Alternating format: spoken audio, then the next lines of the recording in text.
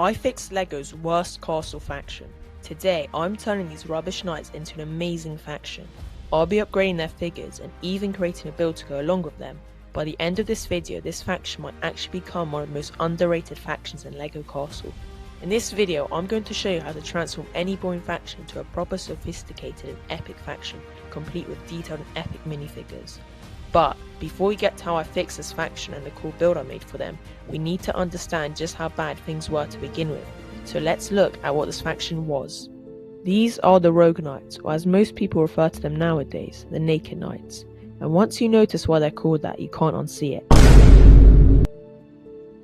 Anyways, they were released in the Knights Kingdom line, a line that many fans still consider LEGO Castle at its absolute lowest point.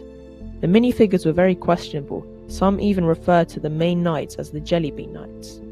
Anyways, back to the Rogue Knights. I'm not sure if the yellow on their arms and legs was supposed to be fabric, similar to the light orange on their shields, or if it was supposed to be skin. And this confusion is exactly one of the biggest reasons these minifigures never really worked. For this video, I'll assume it is skin, and that they were supposed to be similarly dressed to that barbarian scene we saw earlier. The main reason I chose to interpret the yellow this way is because I literally have no light orange parts. So without further ado, let's look at the minifigures I've created, starting with the Spearman. I've used these nice almost Roman leggings paired with this really nice Star Wars torso. This might seem like a strange choice at first, but there's a reason this combo works way better than anything LEGO originally used. I really like the way the leggings and the brown belt feel like one continuous print. I've given him a brown cape and this beard piece to cover the unmedieval printing on him, which instantly makes the figure look much more medieval. I've used the Wolfpack Beastmaster's head as I have a ton of these lying around, and with the beard partially covering it up, it looks like a completely different head. I've also given him a black helmet, a key part of the Rogue Knight's identity that I absolutely wanted to keep. Plus, I equipped him with a Lord of the Rings spear as I find them way more realistic. And just like that, we now have a basic infantryman for a Rogue Knight, something this faction never really had before. To accompany him, I've built this guy. I've given him the same legs but a different torso and this nice hood piece from the Wolfpack Beastmaster CMF. For equipment, I've given him a short sword. And now that we've made the minifigures, it's time to make the build.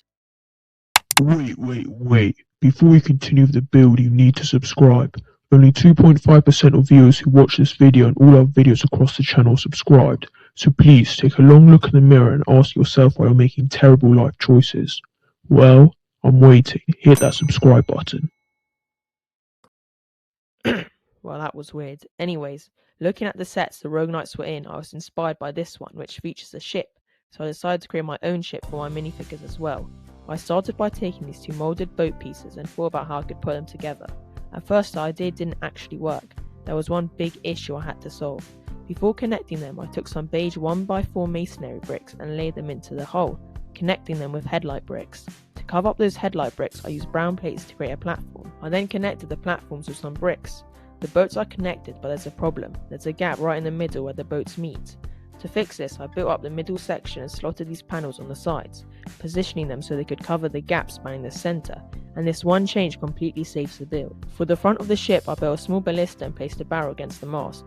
Turning to the back of the ship, I made a weapon rack with a spear, a short railing, and this roof piece to finish it off, making it feel like a real crude vessel rather than just a platform. Now, it's time to turn our attention to the mast.